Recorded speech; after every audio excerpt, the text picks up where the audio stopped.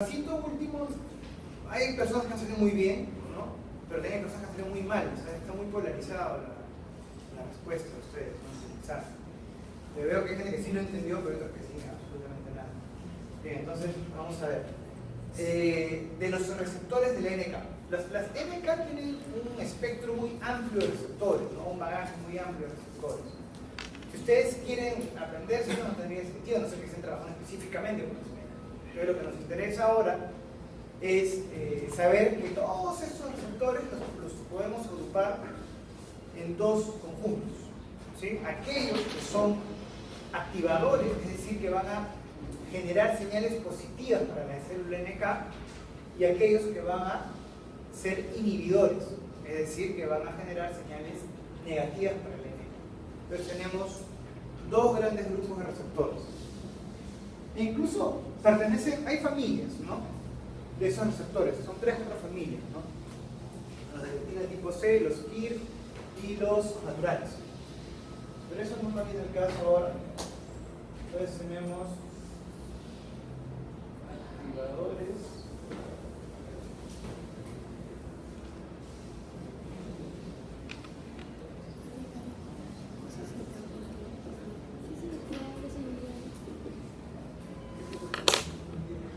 Receptores NK, ¿sí? Activadores e inhibidores. Como les digo, todos los receptores los vamos a agrupar en familias, ¿no? Los KIR, los naturales, los leptina tipo C son los 3 grupos grandes, ¿no? Pero eso es por su estructura, ¿no? Estructuralmente, eso es una división estructural. Pero funcional, que es la que nos importa ahora, tenemos los activadores e inhibidores. Los activadores tienen como característica la presencia de unos motivos en la región intracitoplasmática o intracelular. ¿Cómo se llaman esos motivos?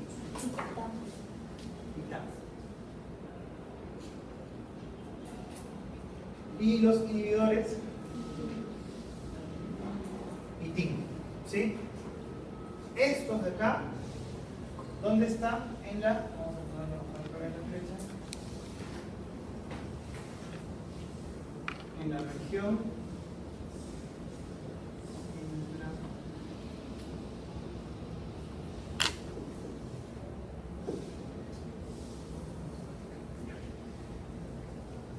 bien, entonces, ejemplos. Tenemos acá receptores que son heterodímeros. CD94 no es un receptor solito, bueno, sí, pero trabaja en conjunto con otro receptor que es el NKG2A. Es un heterodímero. Y estos dos receptores son inhibidores. ¿Por qué? Porque tienen el ITIN. ¿Qué era ITIN? Motivo, inhibidor, transferencia, La traducción puede hablar un poco del orden o la sintaxis, digamos, pero se entiende, ¿no? Van a encontrar diferentes traducciones, pero la idea tiene que quedar. Ajá. Por ejemplo, ¿no? Motivos, inhibidores basados en tirosina, de ninguno receptor, por ejemplo. Bien, esos son los ITIN. Y estos ITIN, como vemos acá, corresponden al NKG2A. O sea, el NKG2A finalmente es el fundamental para generar la señal. Pero el CD94 también va a servir, no para la señal, pero sí para el reconocimiento del ligando. Entonces también cumple su función. Y de la misma forma tenemos otros que no son inhibidores, ¿no? Otro ejemplo acá, los KIR. Los KIR no siempre son inhibidores, ¿sí? Creo que los primeros descubiertos fueron inhibidores, pero después han ido apareciendo más y no todos son inhibidores. Entonces lo que podríamos decir es que los que tienen la cola larga, ¿no? Son los inhibidores. Entonces hay un montón de ejemplos para los receptores de las NK. Probablemente un grupo que se está estudiando bastante son los receptores naturales, se les conoce. Y de repente alguien ya lo encontró a leer como los NKP46 o NKP40, ¿no? Son receptores que ya los están utilizando como marcadores únicos, ¿no? Del fenotipo de NK. Es decir, en vez de buscar que una NK sea CD3 negativa, que tenga CD56, que también exprese CD16, que es todo un fenotipo más complejo, En algunos estudios se puede utilizar solamente el NKp46, por ejemplo. Ya sabemos que la única célula del organismo que tiene o que expresa ese receptor es una NK. No es casi exclusivo. Entonces también ya lo están utilizando como marcador. ¿Y esos receptores sirven para qué? Claro, a nosotros nos sirve para poder determinar que es una NK, pero esos receptores reconocen ligandos virales o ligandos tumorales en muchos casos. Son en su gran mayoría ligandos activadores. ¿Cuál es la característica de estos ligandos? No, acá tenemos dos tipos de ligandos. Un ligando inhibidor y un ligando activador. La característica es que estos ligandos inhibidores en primera instancia van a interactuar con fosfatasas. Y es ahí cuando tenemos esa interacción. Por ejemplo, miren, acá tenemos un KIR2TL cuyo ligando es el HLA. Quiere decir, ¿cuál es el ligando de ese KIR? ¿Ya moré?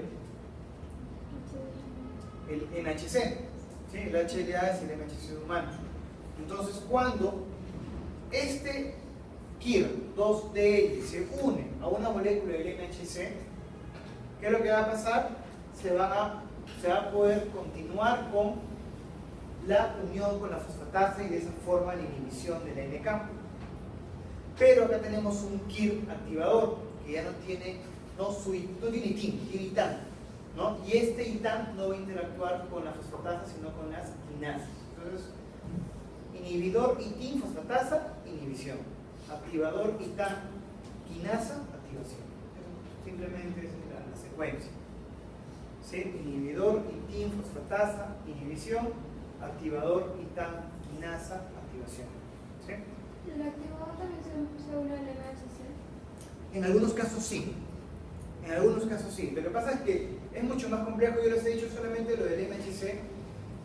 Hay ciertos alelos del MHC que confieren que al interactuar con el NK, lejos de inhibir, lo activa. ¿Sí? Pero eso ya los va a enredar. Entonces, son casos ya más particulares.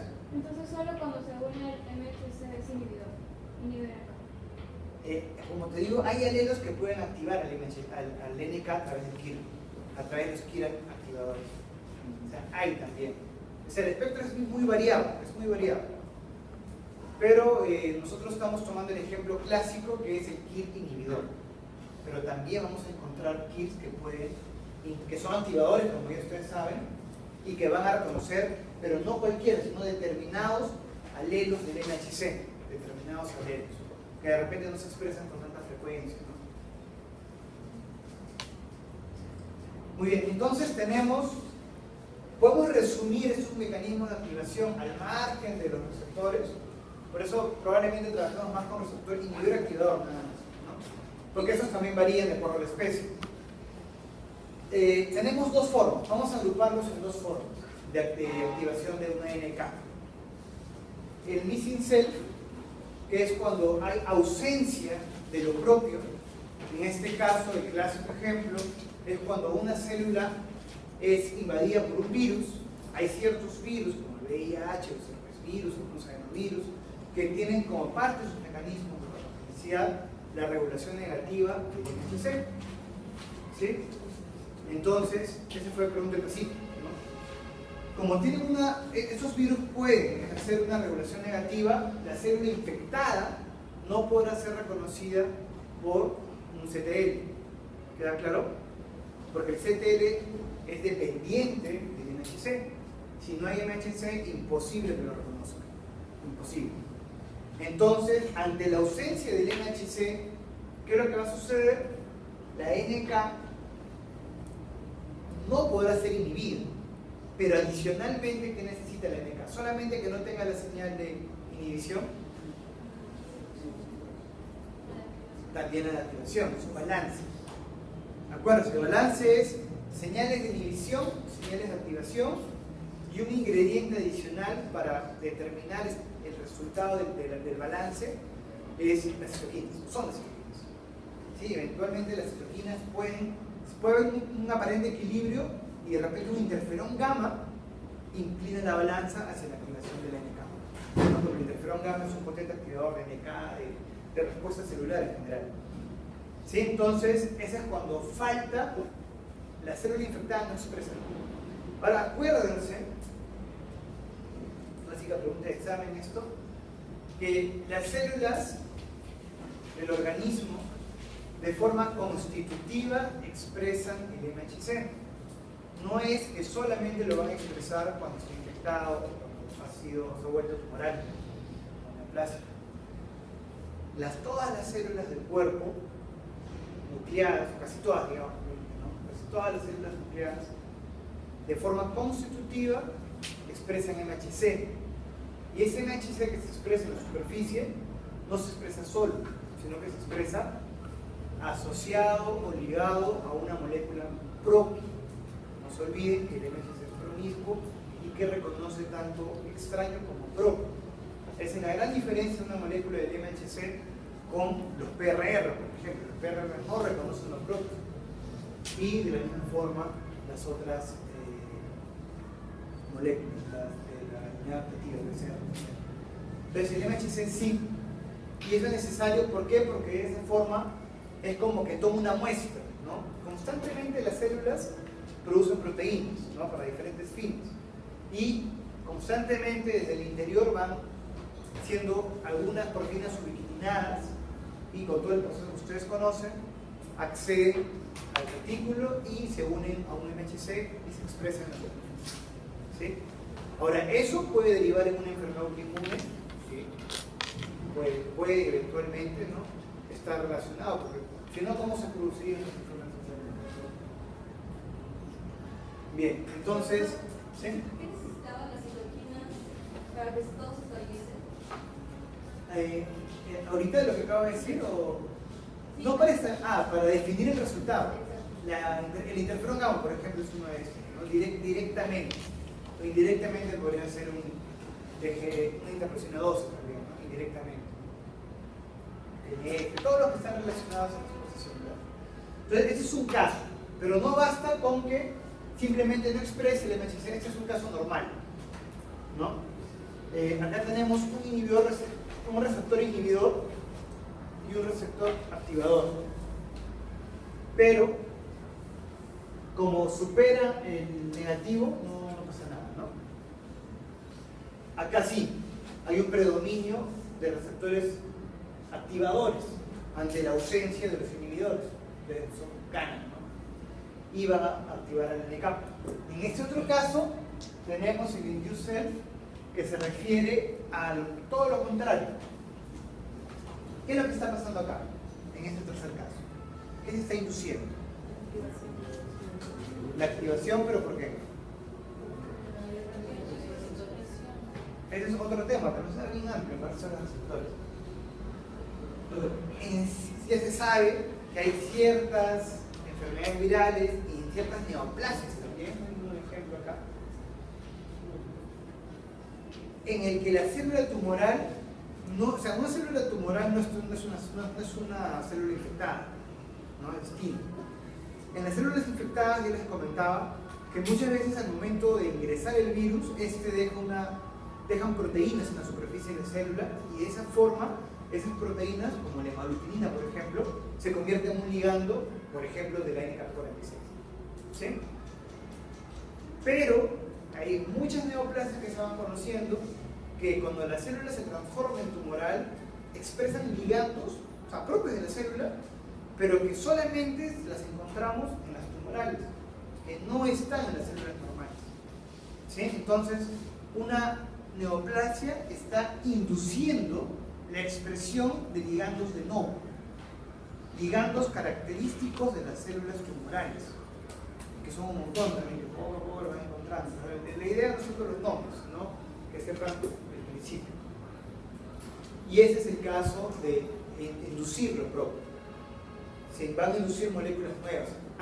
Así ustedes recuerdan que uno de los TAMs eran las HSP 60, por ejemplo, 70, que eran las proteínas de choque térmico, que son proteínas que las produce la misma célula, pero solo las va a producir ante un evento estresante, ¿recuerdan?